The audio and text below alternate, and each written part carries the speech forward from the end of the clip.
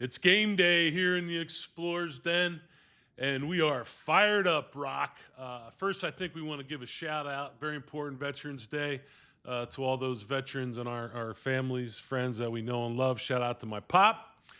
But first, Rock in the Den, we are going to get ready to break down Monmouth and 2 0. Great start, very, very good win at home. Um, and in the press conference, Darius said, he was happy with the energy. It was a team win. A lot of people contributed that didn't necessarily show up in the box score. Yeah, and I'd say that that's a well-coached Monmouth team. King Rice does a real nice job. They run some great offense, and to Coach's point, when you look back, I immediately think of Brewer getting a big offensive rebound late in the game. I think of Brewer hitting a big three, and then I think of Eric Acker getting a steal, sliding over in on defensively, getting in the passing lane, and getting a steal late in that game that certainly helped LaSalle hold on to that lead. Absolutely. And the one thing that jumped out for me, your guy, Eric Acker, I believe he had seven boards, six offensive rebounds, and again, he didn't score, but man, did he contribute, and that was impressive. Second thing, rebound that John, 20 offensive rebounds, Rock. The impressive part about all that was that, yeah, they got 20 offensive rebounds, and that's super impressive. But they got their hands on so many more balls where they didn't get the rebound. They're just so active that I really love that. And oftentimes too, they were the first ones to the floor when there was a loose ball. And that was something that you got to give this coaching staff a lot of credit for. And I'm putting the picture up there of Johnny Football walking into the locker room with the rebound that John uh, neck the gold chain there, Rock, and just looking at that picture, every single coach, every single player. Again, we talked about this the last pod. You can't fake that genuine love for one another. And when he walked in and everybody picked him up, man, that was a special moment. Yeah, that video clip and LaSalle's social media, they're doing a really good job. I enjoy watching those clips, but that clip in particular warmed my heart.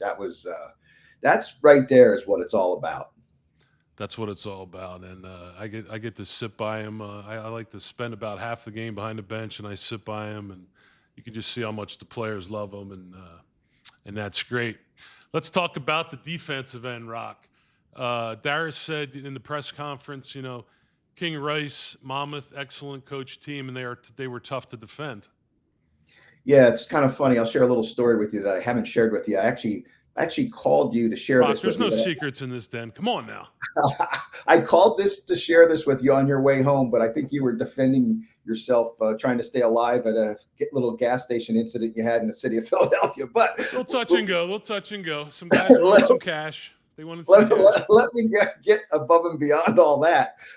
So after the game, I walk back upstairs and I run into King Rice and I said, Coach, tough game. I said, you guys ran some really great offense in the first half. And he stopped me. He goes, we ran great offense the entire game. We just missed the shots. He said, I come from Dean Smith. We can score on anybody. I love the confidence. Please tell me, Rock, that at that point you took the opportunity to tell him the story about you punking him. No, I didn't. I did Well, you not. could tell the Explorer fans quickly. No, I just share the story that when we played Carolina down at Carolina, I got a steal at half court, and King Rice was the only one back. Tim Legler was running down the left side. I was on the right side, and I gave him the old fake behind the back, and he went hook, line, and sinker, and I laid it in for a layup. So that's a memory of mine that I'll never forget. That old Shamokin behind the back fake pass. I love that, man. Love that. You're gonna have to reenact that when we get to Temple tonight on the floor. I just want to see it for my personal benefit. Offensively, let's talk about offense now. I know a subject you love. Uh, our goals are, early in the first half of each half. Midway through, we want to get into the bonus, obviously, and we want to get to the foul line 25 times a game. Talk about our offensive output and those goals. Yeah, I mean, they're doing a real good job of getting there too. Boy, they really force the action on the offensive. And sometimes I feel as if maybe they over penetrate um, uh, the guards in particular. Sometimes when they're bringing it up to court, they dash right to the rim. And we got quite a few shots blocked against Monmouth. But let me just say this, they're drawing fouls. And that's exactly what Coach Nichols wants. That's one thing I noticed. I think they had ten blocks, and I wanted to. I wasn't going to ask it in the press conference, but I wondered if that was a result of us taking it to the rack so hard. As we are going to have a few more shot block. But again, that Rock is a guard, me as a big guy. When you take that ball to the basket and somebody blocks your shot, what does that do? That pisses you off. You want to go even harder, take it stronger, and I think that's our mentality. Yeah, but you don't see that as much in today's game anymore. LaSalle's one of the few teams. A lot of teams are looking to get into that lane and then kick it out for three. The game has changed so much. LaSalle's one of the few teams that are actually taking it to the hole hard and trying to score the 2-point goal as opposed to kicking it out for the three. And we love it as we talked about. So let's go from offense here to talk about our player of the game and our preseason breakdown. Richie, we talked about this player, Jaden Marshall. Jay Marsh is someone that would absolutely need to contribute on the offensive end for us to win this year. Yeah, and coming in here, I did not know much of anything about Jaden Marshall, but he's a pleasant surprise. The thing I like about him most is that he wants the basketball. Um, he wants to take that shot. I mean, he's looking for a shot. So we're going to need that from the guard position. And he certainly stepped up and has provided some good relief regarding scoring. Picture of him up there, getting all flexed up in front of King Rice and the crowd, all tied up at 35 there. And again, you can just see the emotion that not only he and the others play with. So 2-0, we're in a good spot. Other than the fact we do have some injuries that we need to talk about here briefly. Yeah, Truth Harris is probably 2 to 3 weeks away from coming back with a bad ankle that he turned. Noah Collier, we're waiting for him to return as well. And then, of course, Jaden Johnson, who is projected to possibly be a starter. So this kid is probably due back sometime in November, and he'll be a welcome addition to this team. Can't wait to see us at full strength. But hey, you know how it is. You gotta play with the hand you're dealt, and I'd rather have the little injuries earlier than later. That's for sure.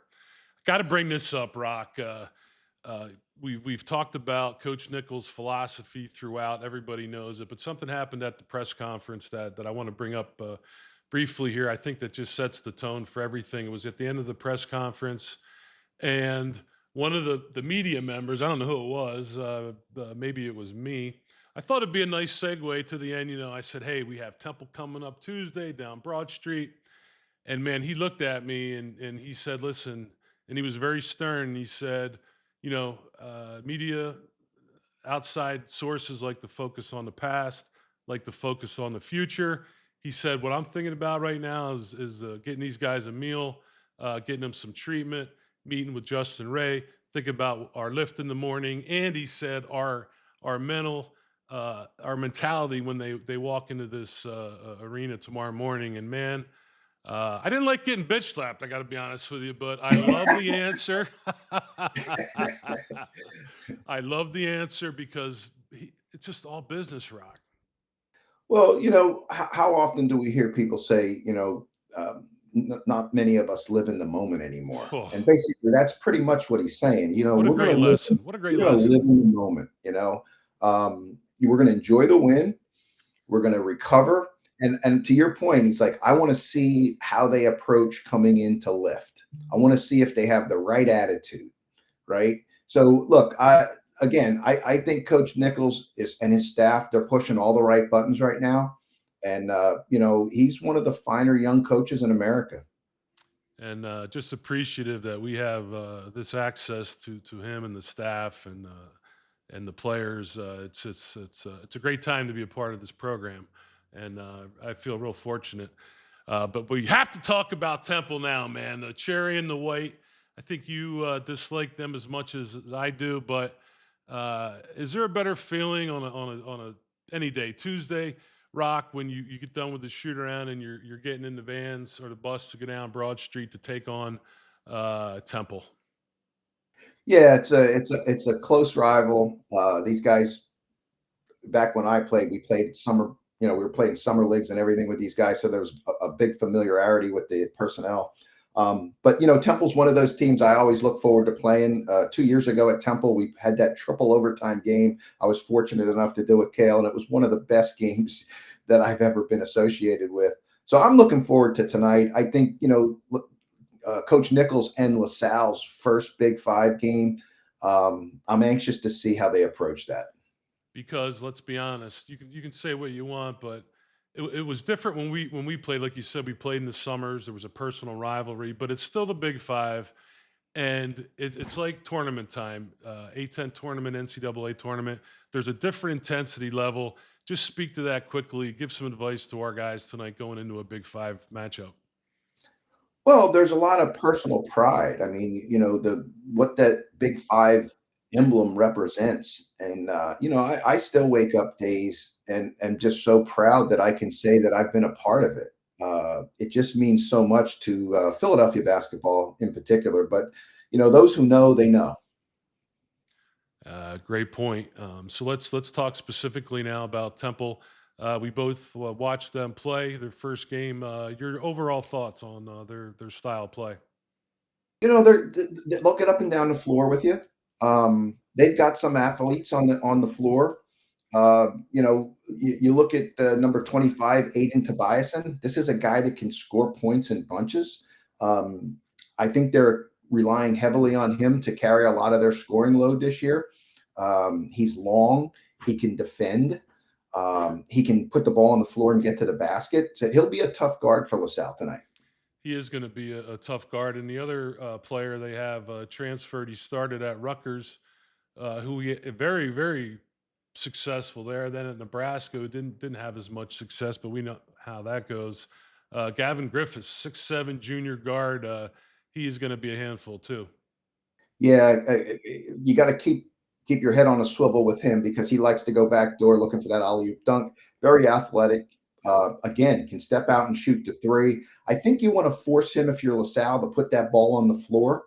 I think that you have a better chance if you can get him to put that ball on the floor as opposed to him letting him just spot up and shoot a jump shot.